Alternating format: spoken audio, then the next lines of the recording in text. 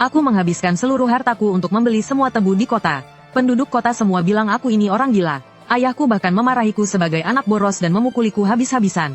Tapi aku merasa sebentar lagi aku akan mendapatkan ketenaran dan kekayaan. Hanya karena aku bertransmigrasi ke zaman kuno.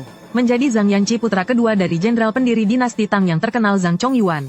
Tak disangka ayahku adalah seorang pejabat yang jujur. Keluarga kami sangat miskin, tapi sayangnya pemilik asli tubuh ini adalah seorang pemboros. Bahkan liontin giok hadiah kaisar untuk ayahku digadaikan olehnya untuk bersenang-senang. Tak kusangka reputasiku seperti ini begitu aku baru saja bertransmigrasi. Ku tidak bisa membiarkan diriku diperlakukan tidak adil seperti ini. Harus mencari cara untuk menghasilkan uang dan membeli kembali liontin giok itu. Jadi aku membawa pelayanku Zhang Fu ke jalan untuk mencari peluang bisnis. Di jalan ini ada toko yang menjual madu. Ada yang menjual gula malt, dan juga banyak yang menjual jus tebu. Tapi tidak ada yang menjual gula. Ini membuatku terpikir, sepertinya di dinasti Tang sekarang tidak ada yang menjual gula putih. Aku bertanya pada pelayan di sampingku.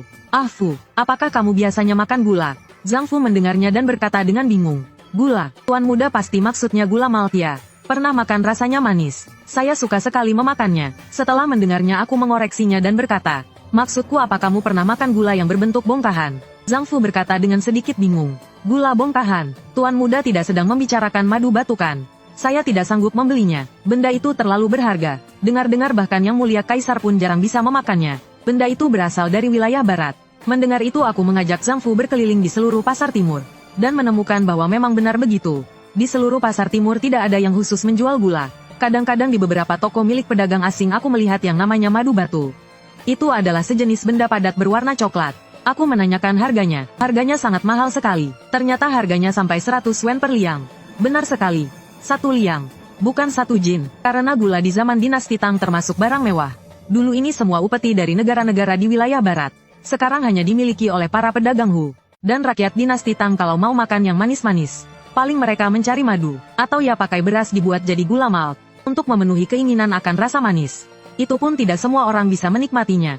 Dan sekarang ini, minuman yang paling digandrungi penduduk Chang'an ternyata adalah jus tebu. Aku pun merasa sangat gembira. Kesempatan untuk jadi kaya telah tiba. Dinasti Tang sampai sekarang ternyata belum punya teknologi pembuatan gula. Dinasti Tang ternyata tidak punya gula. Bagaimana bisa begini? Fuseng, ayo kita cepat-cepat pulang. Tuan mudamu ini akan kaya raya. Aku menyelinap kembali ke kediaman Adipati Zhou melalui pintu belakang. Lalu langsung berlari ke ruang belajar mencari ayahku Zhang Chongyuan. Saat ini, ayahku juga sedang pusing di dalam ruangan. Melihatku masuk, wajahnya langsung menjadi masam. Bukankah sudah ayah suruh kamu merenung di kamar? Kenapa kamu datang kemari? Aku melihat ayahku. Dalam hati aku berkata, orang tua ini sepertinya sedang ada masalah. Kenapa wajahnya masam sekali? Sepertinya urusan minta uang untuk modal usaha harus ditunda dulu. Harus cari tahu dulu suasana hatinya. Prinsipnya, jangan cari gara-gara. Aku pun langsung tersenyum manis. Sepertinya ayah sedang ada masalah ya. Apa yang membuat ayah pusing? Coba ceritakan. Biar anakmu ini ikut membantu memikirkannya. Sekalian, anak juga mau membicarakan sesuatu dengan ayah. Ayah mendengarnya lalu mendengus dengan sinis. Hah, kamu mau bantu ayah? Kamu tidak bikin ayah kesal saja. Ayah sudah bersyukur. Aku jadi kesal mendengarnya. Ternyata masih saja meremehkanku ya. Aku langsung menepuk dada dan berkata, anak sudah lama berubah. Ayah, dulu anak memang tidak dewasa dan sering membuat ayah marah. Sekarang sudah besar aku bisa membantumu berbagi beban. Ada masalah apa coba ceritakan padaku. Ayah merasa hangat di hatinya saat mendengarnya. Tidak disangka si bodoh ini ternyata sudah tahu cara mengkhawatirkanku. Lalu dia memaksakan senyum dan berkata, karena kamu berniat baik, maka ayah akan menceritakannya. Sebenarnya ini bukan masalah besar. Paling-paling hanya bangkrut saja. Aku menarik napas dalam-dalam saat mendengarnya. Patua Zhang ini terlalu santai ya. Sudah mau bangkrut masih bilang saja. Hanya terdengar ayah berkata dengan cemas. Yanqi, kali ini ayah benar-benar sangat malu. Tahun ini Baginda menunjukku sebagai gubernur Xiangzhou. Setelah aku tiba di sana, aku melihat tebu lokal berbeda dari tebu di provinsi lain. Kulitnya berwarna hitam, jadi aku mengirim beberapa untuk Baginda cicipi sebagai hal yang langka. Siapa sangka Baginda kita ini ternyata sangat suka yang manis-manis. Begitu mencicipi tebu berkulit hitam ini, wajahnya langsung berseri-seri. Tidak hanya memberiku sebuah liontin giok, beliau juga berkata bahwa tebu jenis ini adalah yang terbaik di antara tebu lainnya. Harus ditanam lebih banyak dan dipromosikan secara besar-besaran, agar seluruh rakyat Tang besar bisa merasakannya. Saat itu ayah yang mendengarnya menjadi gegabah. Setelah kembali aku langsung memerintahkan perluasan penanaman. Semua lahan yang tidak bisa ditanami padi ditanami tebu. Demi mempromosikan penanaman tebu, ayah berkata kepada rakyat Xiangzhou, tebu berkulit hitam ini dipuji oleh Baginda. Rakyat Chang'an bahkan lebih menyukainya. Bisa menghasilkan banyak uang. Tapi saat tebu sudah matang, ayah baru menyadari, para pedagang dari berbagai tempat sudah lama membawa tebu dari selatan untuk dijual di Chang'an. Rakyat Chang'an sudah lama meminum jus tebu. Meskipun tebu dari Xiangzu kualitasnya lebih baik, tapi rakyat biasa tidak peduli soal itu. Asalkan bisa diperas menjadi jus tebu sudah cukup. Akibatnya apa yang ayah promosikan ini, tebu hitam Xiangzu menjadi tidak laku dalam jumlah besar. Sampai sekarang masih ada di ladang. Rakyat Xiangzu sudah hampir membenciku setengah mati. Selesai bicara dalam satu tarikan napas, ayah menghela napas dengan cemas di sana. Tapi saat aku mendengarnya, mataku berbinar-binar, berkata dengan penuh semangat, apa yang kamu katakan itu benar. Tebu di Xiangzu benar-benar kelebihan produksi. Sampai sekarang tidak ada yang mau membelinya. Ayah mengangguk dan berkata dengan muram, memang benar tidak ada yang mau membelinya. Sekarang ku dengar rakyat Xiangzu setiap hari memblokir kantor pemerintahan menuntut penjelasan. Sekarang bahkan Yang Mulia pun sudah tahu. Pagi ini di sidang pagi, ayah bahkan dipanggil untuk ditegur. Menyuruh ayah mencari cara sendiri untuk menyelesaikan masalah ini. Jika tidak bisa menyelesaikannya, kita semua akan diasingkan ke Xiangzu untuk menanam tebu. Aku menahan kegembiraanku dan bertanya, kenapa tidak menggunakan transportasi air untuk mengangkut tebu ke Chang'an? Dengan begitu biayanya akan jauh lebih rendah. Ayah menghela napas setelah mendengarnya dan berkata, apa kamu pikir ayah tidak melakukannya? Beberapa hari yang lalu ayah bahkan meminta dekret dari Yang Mulia untuk mengangkut tebu dari Xiangzu ke Chang'an melalui jalur air. Tapi tebunya benar-benar terlalu banyak. Penduduk kota Chang'an tidak mungkin minum jus tebu setiap saat kan? Sekarang di dermaga Sungai Wei masih ada 2 kapal tebu yang bersandar. Harganya anjlok sampai tidak ada yang mau beli. Saat itu, aku tidak bisa menahan diri untuk tertawa terbahak-bahak. Tapi aku takut ayah akan memukulku. Jadi aku segera menenangkan diri dan berkata, ayah, kali ini keluarga Zhang kita akan menjadi kaya raya. Ayah mendengarnya dan langsung menamparkan kepalaku. Dasar kamu anak bodoh. Bukankah kamu bilang mau meringankan beban ayah? Sekarang kamu malah menertawakan penderitaanku. Apa kamu cari gara-gara? Aku buru-buru menahan tangan ayah yang terulur dan berkata, apa kamu tahu tentang Simi? Ayah tertegun mendengarnya, tidak mengerti kenapa dia tiba-tiba membahas Simi. Berkata dengan kesal, tentu saja ayah pernah mendengar tentang Simi. Bukan cuma pernah dengar, ayah juga pernah makan. Hadiah dari Baginda Raja. Aku lanjut bertanya, kalau begitu, menurut ayah, madu batu ini berharga tidak? Ayah berkata dengan bingung, ini kan sudah jelas. Dengar-dengar madu batu ini berasal dari negeri barat yang sangat jauh. Hanya negara-negara di wilayah barat yang sesekali memberikannya sebagai upeti. Atau para pedagang dari barat yang akan menjualnya sedikit. Harganya mahal bukan main. Bukan, kita sedang bicara soal tebu. Kenapa kamu malah membahas ini? Mendengarnya, aku tertawa kecil. Lalu aku meletakkan kedua tangan di belakang punggung. Kepalaku sedikit terangkat. Menurutmu, bagaimana kalau kita bisa mengubah tebu ini menjadi madu batu? Akan jadi seperti apa nantinya? Ayah tertawa terbahak-bahak. Mendengar suara itu, dalam hati aku mengangguk puas. Sepertinya aku berhasil pamer di depan Tuan Zhang. Cepatlah puji putramu yang hebat ini. Tiba-tiba terdengar suara tamparan di telingaku. Ayah memukul dengan marah. Kupukul kau. Dasar bocah sialan. Penyakit bodohmu kumat lagi. Ya. Setelah dipukuli habis-habisan, ayah duduk kembali di tempatnya dengan perasaan lega. Aku meringkuk dengan menyedihkan di sudut ruang kerja. Rasanya aku ingin mengumpat 1000 bahasa. Orang macam apa ini? Baru datang langsung main pukul. Tidak masuk akal sekali. Ayah merapikan dirinya sejenak. Setelah merapikan janggutnya, dia berkata sambil menyipitkan mata. Sudah sadar atau belum? Dasar bodoh. Siang bolong begini bicara yang tidak-tidak. Berani-beraninya kamu bilang tebu bisa jadi madu batu. Mimpi saja sana. Aku berkata sambil cemberut. Yang kukatakan itu benar. Aku benar-benar bisa mengubah tebu menjadi madu batu. Kenapa ayah tidak percaya padaku? Ayah menarik-narik janggutnya dan memaki dengan tidak sabar. Percaya nenekmu. Cepat enyah dari sini. Jangan mengganggu pemandanganku. Aku sedang pusing sekarang. Aku langsung menggelengkan kepala dan berkata, itu tidak bisa. Bagaimana bisa kita melewatkan kesempatan menghasilkan uang sebaik ini? Ayah, percaya saja padaku kali ini. Semua tebu yang tidak laku itu akan kita ambil. Ayah yang mendengarnya hampir mati karena marah. Dalam hatinya berkata, kenapa anak ini begitu keras kepala? Kenapa sama sekali tidak mirip denganku? Ambil semua. Apa kamu tahu ada berapa banyak tebu itu? Kalau diambil semua, harta keluarga kita dijual pun tidak akan cukup. Aku mencoba meyakinkan ayah, dan terus berkata dengan pantang menyerah. Dengarkan aku. Coba ayah pikirkan, kali ini kan karena, dulu ayah gagal dalam menjilat Baginda Kaisar. Sekarang begitu banyak tebu membusuk di ladang, menumpuk di dermaga Sungai Wei. Apa mungkin Baginda Kaisar tidak akan menyalahkan ayah? Lagi pula tadi ayah juga bilang, Baginda berkata jika ayah tidak bisa menangani masalah ini dengan baik, maka seluruh keluarga kita akan dikirim ke Xiangzu untuk menanam tebu. Karena bagaimanapun juga kita akan mati. Lalu kenapa ayah tidak membiarkanku mencobanya? Ayah berkata, Yanci, bukannya ayah tidak percaya padamu. Hanya saja yang kamu katakan itu terlalu konyol. Apa kamu pikir gula batu itu sama seperti air tebu? bisa dibuat dengan begitu mudahnya. Teknik pembuatan gula batu itu tidak ada seorang pun di seluruh dinasti Tang yang tahu. Ku dengar hanya pengrajin dari kerajaan Tianzhu yang memahaminya. Baginda Kaisar kita juga suka makan yang manis-manis. Beliau sudah beberapa kali mengirim orang untuk belajar, tapi tidak berhasil mempelajari teknik gula batu mereka. Sekarang kamu bilang padaku kamu bisa membuat gula batu dari tebu. Bagaimana ini bisa membuatku percaya padamu? Aku pun merasa sangat frustrasi. Tapi aku kan tidak bisa menjelaskan teknologi dari generasi masa depan. Gula mentah seperti gula batu ini sama sekali tidak kupandang sebelah mata.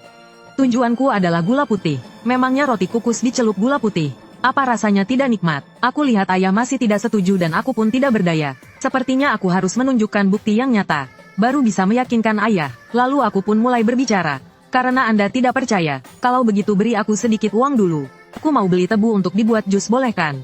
Mendengar itu wajah ayah tidak bisa menahan kedutan. Dia sekarang agak tidak tahan mendengar kata tebu. Tidak ada alasan lain, hanya karena giginya sakit. Nanti kamu cari kepala pelayan. Minta dia memberimu 2 guan uang. Aku langsung marah begitu mendengarnya. Ayah macam apa ini? Apa aku ini anak kandungnya? Hanya diberi 2 guan uang. Benar-benar memperlakukan anaknya seperti pengemis. Tidak bisa setidaknya beri aku 50 guan. Aku mengulurkan 5 jari dan berkata, ayah tidak tahan dan langsung memarahiku. Dasar kamu anak bodoh. Kamu tahu tidak 50 guan bisa membeli berapa banyak tebu? Kamu mau makan tebu sebagai nasi ya? Aku berkata dengan percaya diri. Ini adalah kesalahan Anda. Anda dengan gegabah menyuruh penduduk Xiangzhou menanam begitu banyak tebu. Sekarang aku minta uang untuk membeli tebu dan membuat jus. Apa Anda tidak malu kalau tidak memberikannya? Kata-kata ini membuat ayah terdiam dan tidak bisa membalas. Tidak bisa membantah. Dia pun menyetujui permintaanku. Setelah mengambil uangnya aku kembali ke pekaranganku. Aku memberikan uang itu kepada Zhang Fu dan menyuruhnya mengirim orang untuk segera membeli tebu. Setelah tebu dibeli dan dibawa kembali, aku mencari beberapa kuali besar, lalu mencari beberapa pelayan di kediaman yang bisa memeras sari tebu. Menyuruh orang untuk memeras semua tebu yang dibeli dan merebusnya menjadi sari tebu. Beberapa hari kemudian, setelah semua tebu yang dibeli direbus menjadi sari, aku tidak menyuruh mereka berhenti. Terus memasaknya. Setelah air tebu dimasak menjadi sirup gula, barulah giliranku beraksi. Karena saat ini hampir semua orang di dinasti Tang tahu, tebu bisa dimasak menjadi sari gula tebu. Mereka menyebutnya sirup gula, tapi mereka tidak tahu cara memadatkan gula cair itu. Bentuk padatnya adalah apa yang mereka sebut gula batu. Awalnya aku ingin langsung membuat gula putih. Aku sangat merindukan roti mantau dicocol gula putih dari kehidupanku yang lalu. Tapi begitu teringat prosesnya yang butuh beberapa langkah, waktunya tidak akan cukup. Aku memutuskan untuk memakai metode pembuatan gula yang kupelajari dari India. Sebagian besar akan dibuat menjadi gula batu. Sisanya akan kuberikan pada orang kepercayaanku untuk membuat gula putih secara diam-diam sesuai petunjukku. Lagi pula aku tidak bisa begitu saja langsung meluncurkan produk pamungkas seperti gula putih. Kalau begitu bukankah aku akan kehilangan banyak keuntungan? Selama beberapa hari berturut-turut aku sibuk, sama sekali tidak keluar dari pekarangan kecilku. Semua orang di kediaman Adipati Zhou diam-diam membicarakanku. Mereka bilang tuan muda kedua di keluarga kita berulah aneh lagi. Seharian bersembunyi di pekarangannya meminum air tebu. Ia beberapa kali pulang dari istana dan tidak melihatku. Akhirnya tidak tahan dan memanggil putra sulungnya Zhang Yanzhao untuk bertanya, Yanci sibuk apa beberapa hari ini? Kenapa tidak kelihatan batang hidungnya?